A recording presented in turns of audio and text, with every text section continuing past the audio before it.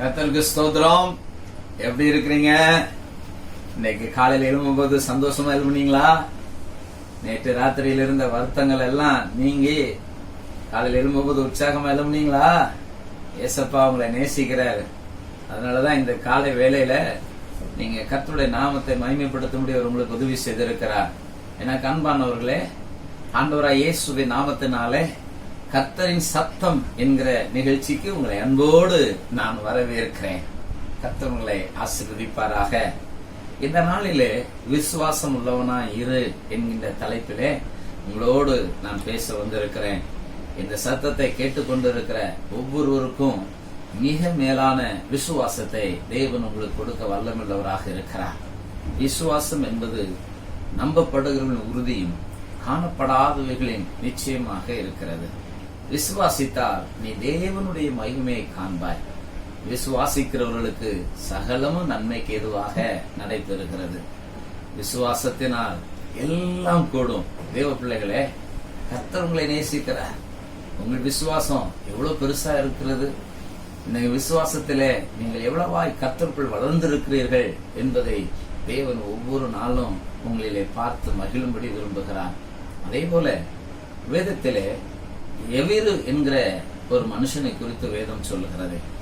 அந்த எவீரு என்கிற மனுஷனுடைய மகள் மிகுந்த வேதனையினாலே, வியாதியினாலே, பலவீனத்தினாலே கஷ்டப்பட்டு கொண்டு இருந்தார் என்பதை குறித்து வசனம் எழுதப்பட்டிருக்கிறது. நாம் அந்த வசனத்தை நாம் வாசிப்போமா? மார்க்கு எழுதின சுவிசேஷம் 5ஆம் அதிகாரம் 36வது வசனம். The book of Mark chapter 5 verse 36. அவர்கள் சொன்ன வார்த்தையை இயேசு கேட்டவுடனே ஜெப ஆலய தலைவனை நோக்கி, பயப்படாதே, விசுவாசம் உள்ளவனாயிரு என்று சொல்லி. கிறிஸ்துவுக்குள் அன்பானவர்களே, இந்த வார்த்தை சொல்லும் பொழுது அந்த ஜெப ஆலய தலைவன் ஆகிய அந்த எவருக்கு ஒரு பெரிய பயம் இருந்தது. அந்த பயத்தை சர்வ வல்லமையுள்ள தேவன் நீக்க விரும்புகிறார். அவனுக்கு இருந்த அந்த விசுவாசம் குறைப்பட்டு இருக்கிறதான ஒரு நேரமாக இருந்தது என்பதை நாம் அறிந்து கொள்ளலாம். ஆனால் இந்த ஜெப ஆலய தலைவன் ஆகிய எவருடைய மகள் இறந்து போனார் என்கிற ஒரு செய்தி அங்கே கொடுக்கப்படுகிறது. அப்பொழுது இயேசு அவனை பார்த்து சொல்லுகிறார், பயப்படாதே, விசுவாசம் உள்ளவனாயிரு என்று ஆண்டவர் அவனோடு பேசுகிறார். அப்படின்னா என்ன அர்த்தம்? இயேசு அவளை உயிரோட எழுப்ப போகிறார் என்பதுதான் அதனுடைய அர்த்தம். அவள் பாதுகாக்கப்பட போகிறார், அவள் மீண்டும் உயிர் பிழைக்க போகிறார் என்பதுதான் அதனுடைய பொருள்.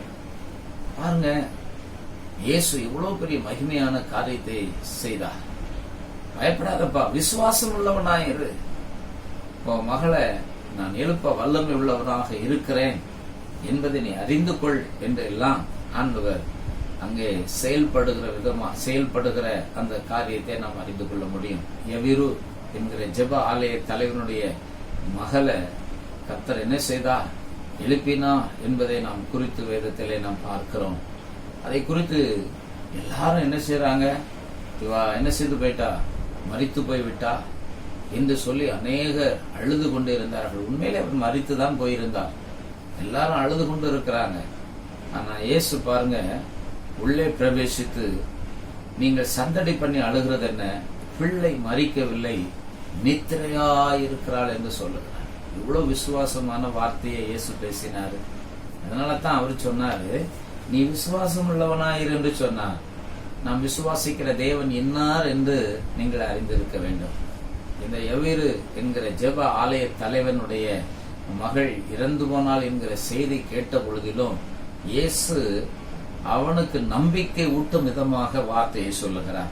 இன்றைக்கு நமக்கு அருமையானவர்கள் கூட வியாதியில, பலவீனத்தில மிகவும் கஷ்டப்பட்டு அவர்கள் துயரத்தை அடைந்து கொண்டிருக்கிற நேரத்தில அங்கிருந்து உங்களுக்கு ஒரு செய்தி வரும் என்று சொன்னால், அந்த செய்தி குறித்து உங்களுக்கு பயமோ நடுக்கமோ, உங்களுடைய வாழ்க்கையில விசுவாசம் குறைந்து போகிற நிலையோ காணப்பட முடியும்.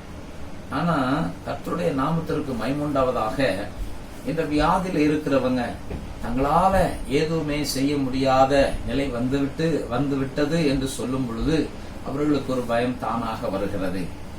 மோசம் அடைந்து போய் அவர்கள் மறிக்கும் தருவாய்க்கு வந்து விட்டார்கள் என்று சொல்லுகிற செய்தியை கேட்கும் பொழுது ஒரு பயமும் நடுக்கமும் வருகிறது. அன்பு தேவனுடைய பிள்ளைகளே, இதே போல இன்றைக்கு உங்களுடைய ஜீவியத்துல, உங்களுடைய வாழ்க்கையில நீங்கள் எந்த காரியத்தை ஆகியும் நீங்கள் இப்படி சந்தித்திருப்பீர்களே, ஆனால் நீங்கள் தைரியமாயிருங்கள், விசுவாசம் உள்ளவர்களாயிருங்கள். தேவன் உங்களை ரட்சித்து பாதுகாக்க வல்லமையுள்ள தேவனாக இருக்கிறார். அநேகர் விசுவாசம் இருக்கிறது என்று சொல்வார்கள், ஆனால் அந்த விசுவாச பரீட்சையில அவர்களால் நிற்க முடியாமல் போய்விடுகிறது. விசுவாசத்தினாலே எல்லாம் கூடும் என்பதை நாம் என்ன செய்திருக்கிறோம், அறிந்திருக்கிறோம். ஆகையால் தேவன் பேரில நாம் விசுவாசம் உள்ளவர்களாக இருக்க வேண்டும். நம்முடைய விசுவாசம் எப்படி இருக்கணும்? நம்முடைய முற்பிதாக்கள் எப்படியெல்லாம் கர்த்தர் பேரில விசுவாசம் வைத்திருந்தார்களோ அந்த வண்ணம் நாம் ஆண்டவரிடத்திலே விசுவாசம் உள்ளவர்களாக இருக்க வேண்டும். ஒரு குறிப்பிட்ட கிராமத்திலே அவர்கள் குடிப்பதற்கு தண்ணீர் இல்லாத ஒரு பஞ்ச காலம் உண்டாயிற்று. அப்பொழுது அநேக வீடுகளிலே கிணறு இருக்கிறது, சில வீடுகளிலே கிணறு இல்லை. அங்கே ஊருக்குள்ளே ஒரு பெரிய கிணறு இருக்கிறது. அந்த கிணறில் போய் தான் அவர்கள் தண்ணி மொண்டு கொண்டு வர வேண்டும். இப்படி அந்த ஊரார் அந்த தண்ணிக்காக மிகுந்த கஷ்டப்பட்டு கொண்டிருந்த பொழுது, அப்போ அந்த ஊரில் இருந்த ஒரு கிறிஸ்தவ குடும்பமானது அவர்கள் தேவனை நோக்கி பார்த்து ஜெபித்து கர்த்தருடைய நாமத்தை மகிமைப்படுத்தி விசுவாசத்தோடு கேட்கிறாங்க, ஏசப்பா, எங்க கிராமம் தண்ணீர் இல்லாம, குடிக்க தண்ணீர் இல்லாம ரொம்ப கஷ்டப்படுகிறது. எங்க குடும்பம் மாத்திரமல்ல, இந்த ஊர்ல இருக்கிற அத்தனை குடும்பமும் குடி தண்ணீருக்கு ரொம்ப கஷ்டப்படுறாங்களே. நீங்க எப்படி ஆயினும் ஒரு காரியத்தை செய்யணும், ஒரு பெரிய நன்மையை நாங்க எதிர்பார்க்கிறோம் என்று சொல்லி அவர்கள் ஒவ்வொரு நாளும் ஜெபிக்க ஆரம்பித்தாங்க. என்ன நடந்தது தெரியுமா? இவங்க வீட்டுல இருந்த அந்த கிணறுல ஒரு ஊற்று என்ன செய்யப்பட்டது, உண்டாக்கப்பட்டு அதுல இருந்து அந்த கிணத்துல தண்ணி அப்படியே கசைந்து வருகிறதை அவர்கள் பார்க்க ஆரம்பித்தார்கள். உடனே அவங்களுக்கு ஒரு பெரிய சந்தோஷம் உண்டாயிற்று. நம்ம கிணத்துல தண்ணி வராத இந்த கிணத்துல, தண்ணி இல்லாம வற்றி போன கிணத்துல ஒரு தண்ணி கசைவாகி ஒரு ஊற்று உண்டாகி கொண்டு இருக்கிறதை என்று அவர்கள் உற்று பார்த்து உடனே அந்த கிணற்றை தூர் வாரி அள்ளினார்கள். அந்த கிணத்துல தண்ணீர் அழகா புதிய நீர் வர ஆரம்பித்து விட்டது. என்ன ஆச்சரியம் பாருங்க! அவர்களுடைய விசுவாசம் அவர்களுடைய காரியத்தை சாதனையாக மாற்றிட்டு, விசுவாசம் ஒரு பெரிய காரியத்தை காண பண்ணிட்டு, அவர்கள் மாத்திரமல்ல அந்த ஊர் ஜனங்களுக்கே அவர்கள் தண்ணி கொடுத்தார்கள். எனக்கமையானவர்களே, தேவனால் கூடாதது ஒன்றுமே இல்லை. நீங்கள் விசுவாசித்தால் உங்களுடைய வாழ்க்கையில எந்த காரியம் தடையா இருக்கிறது என்று நீங்கள் யோசிக்கிறீர்களோ அந்த காரியத்திற்காக உங்கள் ஜெபத்தை இன்னும் அதிகப்படுத்துங்க. இன்னும் உங்களுடைய விசுவாசத்துல நீங்க உறுதியா இருங்க. நம்பிக்கை மட்டும் நீங்க விட்டு விடாம கர்த்தரிடத்துல கேட்பீர்களே, ஆனால் அந்த பரலோகத்தின் தேவனாகிய கர்த்தர் உங்களுக்கு ஏற்ற நன்மைகளை, உதவிகளை செய்ய வல்லமை உள்ள தேவனாக இருக்கிறார். இந்த ஜெப ஆலய தலைவனாகிய எவருக்கு மாத்திரமும் ஆண்டவர் செய்வார், உங்களுக்கும் அவர் செய்ய வல்லமை உள்ள தேவன். இந்த நாள் காலை வேளையில கூட இயேசு உங்களை நேசிக்கிறார். இயேசு உங்கள் மேல அன்பா இருக்கிறார். நீங்க எவ்வளவு விசுவாசம் உள்ளவர்களாக இருக்கிறீர்கள் என்பதை அந்த இயேசு ஆவலோடு பார்க்கிறார். எனக்கு அன்பானவர்களே, விசுவாசம் உள்ளவர்களா இருக்கீங்களா? வியாதி வரும்போது சோர்ந்து போகாதீங்க. தேவன் உங்களை காத்து ரட்சிக்க வல்லமை உள்ளவர். ஒருவேளை உங்க பிசினஸ்ல நஷ்டமாயிட்டு அப்படின்னு நினைக்கும் போது நீங்க சோர்ந்து போகாதீங்க. தேவன் உங்களை கை தூக்கி எடுக்க வல்லமை உள்ளவர். ஒருவேளை உங்களுடைய பிள்ளைகள் கீழ்ப்படியாம அப்படியே காணப்படுகிறார்கள் என்று நீங்கள் அஞ்சுகிறீர்களா? நீங்க விசுவாசத்தோடு ஜெபம் பண்ணி பாருங்க. உங்களுடைய பிள்ளைகளுடைய ஜீவியத்தில் ஒரு மாற்றம் உண்டாகும். எல்லாவற்றிற்கும் மிக முக்கியமான காரணம் என்ன? ஜெபம், வேத வாசிப்பு, கர்த்தருடைய சமூகத்துல தாழ்மையோடு காத்திருத்தல்.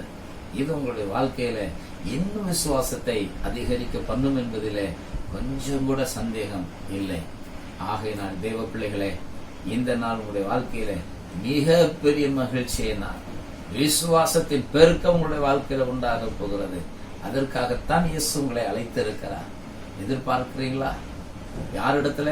தேவனிடத்துல எதிர்பாருங்க, மனுஷனிடத்துல அல்ல.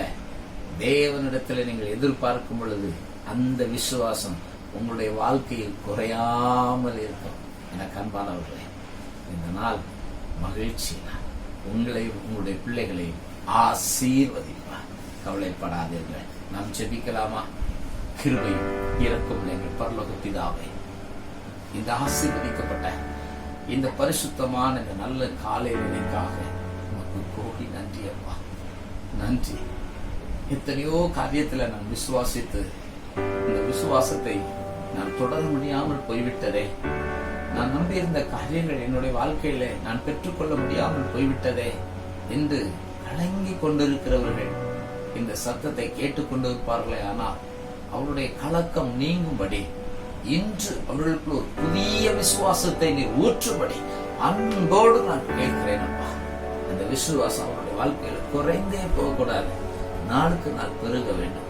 ஜெப ஆலய தலைவனாகிய எவருடைய மகளை உயிரோடு எழும்ப பண்ணின தேவன் தானே அப்பா. நீங்க இன்றைக்கும் அநேக பிள்ளைகளுடைய வாழ்க்கையில நீர் ஒரு உயிர் மீட்சியை உண்டாக்க வேண்டும் என்று நான் ஜெபிக்கிறேன். விசுவாசத்திலே வல்லவர்களாய் மாறும்படி நீ கிருபை செய்ய வேண்டும் என்று உன்னுடைய சமூகத்திலே தாழ்மையோடு நான் கெஞ்சுகிறேன் அப்பா. உன்னுடைய சமாதான மகிழ்ச்சி உன்னுடைய பிள்ளைகளுடைய வீட்டில நிலைத்திருப்பாராக. அந்த ஆசீர்வாதம் உன்னுடைய பிள்ளைகளுக்கு மிகுதியாய் பெருக வேண்டும் என்று நான் தாழ்த்தி கொடுத்து நான் ஜெபிக்கிறேன். இந்த நாள் துவக்கம் முதல் முடியும் வரையில் உன்னுடைய மாறாத பிரசன்னம் உம்முடைய பிள்ளைகளோடு எப்பொழுதும் இருப்பதாக காத்து நடத்தும். இயேசுவின் நாமத்தில் ஜெபங்களும் பரிசுத்தமுள்ள நல்ல பிதாவே. ஆமென், ஆமென். கர்த்தர் உங்களை ஆசீர்வதிப்பார். இந்த நாள் உங்களுடைய வாழ்க்கையில விசுவாசத்தினுடைய தொடக்கமான நாள். நீங்கள் எதிர்பார்க்கிற காரியம் நிச்சயம் வாய்க்கும். தேவன் மேல் விருப்பம் உள்ளவராய் இருக்கிறார். கண்டிப்பா செய்வார். தைரியமா இருங்க. God bless you.